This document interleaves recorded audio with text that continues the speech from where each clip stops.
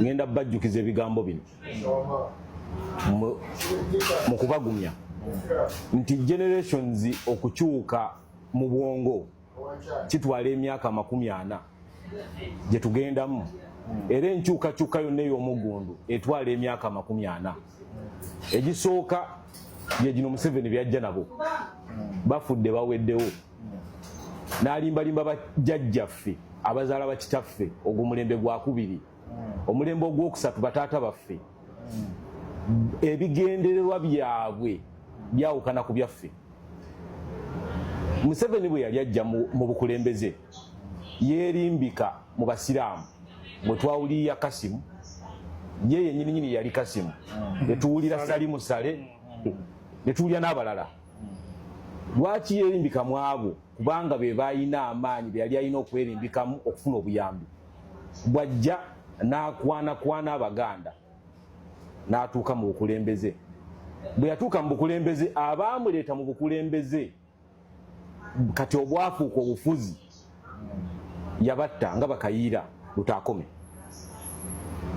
Azze akola ebintu bino nga yeesigamya ebigendererwa bye ku bantu abalina amaanyi era bw'azze akikola.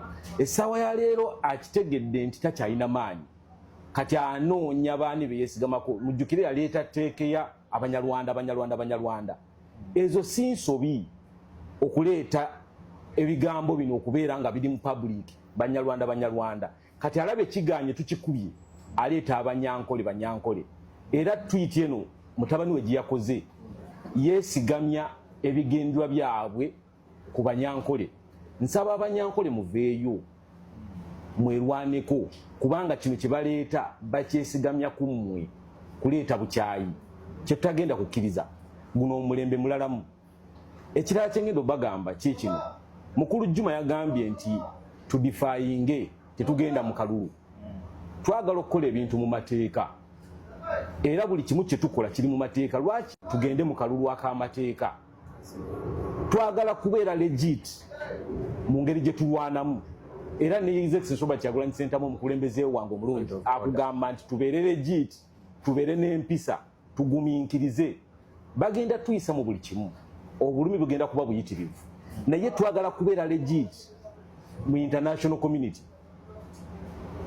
Lwaki batusindiikiriza n'olunaku lwaleero okugamba nti bakwase buli muntu yenenenda twekyawe tugende ku nguudo balyoke batusuppressinga with a reason?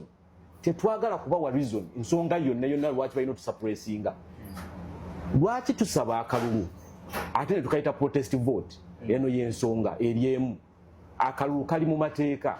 Bw'ogenda mu kalulu n'okakuba mu bungi ne bakkalangirira mu butali mu bankwetu oba n'ensonga lwaki ogenda ku street okwekalakaasa, international community esobola okujja n'ekuyamba because essaawa ya leero tetuyina gwe tugenda kukubira mulanga.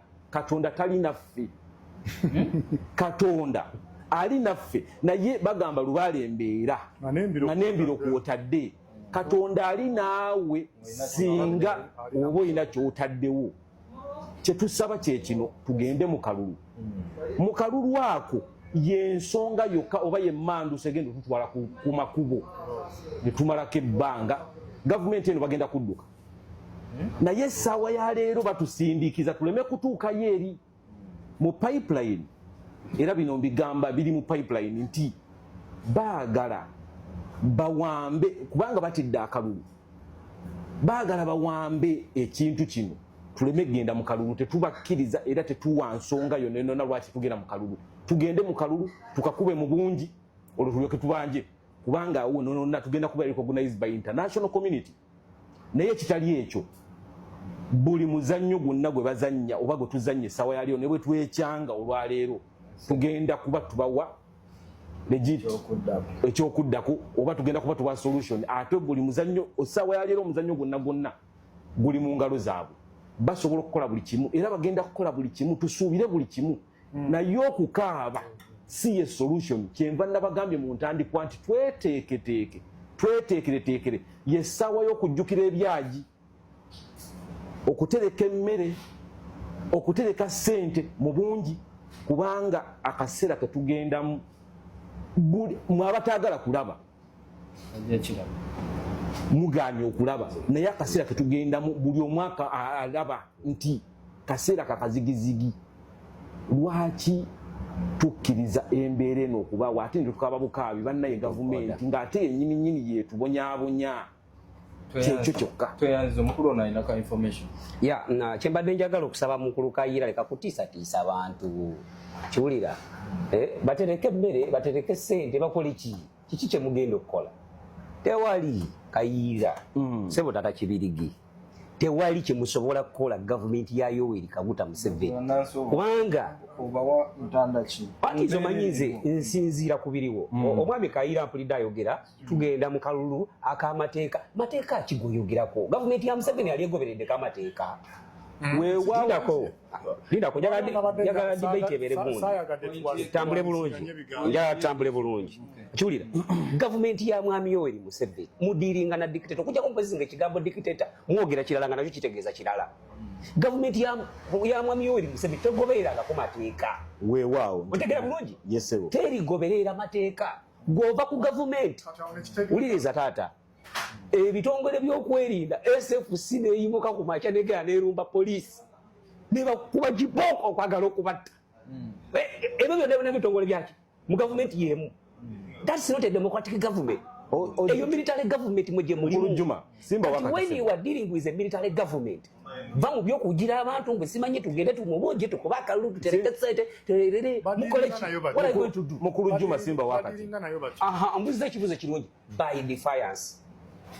What do you get from defiance? Okujjako ngoyagala kunnyonnyola ekigambo defiance kyeki mukulu Juma kitegeera mukulu Juma by defiance gavumenti yaffe teri mu nkola ya muziza azimbya tu never when you defy bwe mukola defiance eyo gavumenti ya mwami Yoweri Museveni tesobola kuyimirira yadde weeks bbiri lwaki kibayita defiance kyeki nti tukedde ku makya leero tetugenda kuva waka tetugenda kugula mafuta tetugenda kugula sukaali we uliza taata Kibirigi nti bonogamba musisi anakiwulira bonogamba kubanga yakugambye Katumba oye Boloza Katumba oye ensonga kye yali emulese yafuna obululu bumeka mwogera Katumba oye yafuna obululu bumeka kiki kiyakola mu campaign kubanga waliwo ekigendera kyali kimu temwezija kumulamwa ekigendera kyali nti singa onaabanye nze kyembagamba nze okukwata abaana b'abantu bawala b'abantu abavubuka b'abantu obatwala mu kalulu ka nakyemalira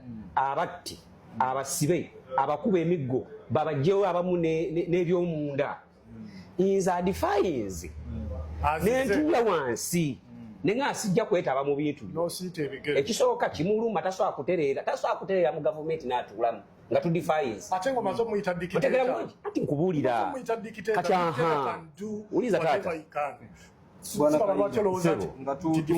nga tunzika ensonga eyo omukulu aga defiance lwaki temugikiririzaamu tumulekera akalulu ke baganda bange mwenna abampuliriza mugenda kuwulira abantu bangi nga boogera nga mukulu Juma with due respect boogera kubamalamu maanyi weewaawo amateeka mu Uganda tegakola naye tuli under international community era waliwo omukono ogw'ekyuma ogusobola okufoosinga amateeka mu Uganda okukola naye gusobola okukola mu mulundi ogugumu nga buli kimu kyemukola kiri mu mateeka yensonga lwaki tusindiikiriza buli kimu kibeere mu mateeka si mateeka ga Uganda kubanga go tumanyi tegakola naye amateeka ga international community kubanga twasayininga endagaano n'amawanga amalala tuli mu international community yeyokka egendo tutaasa kyovola batugamba nti tulaba sanctions ezisinga nga zizze Bashir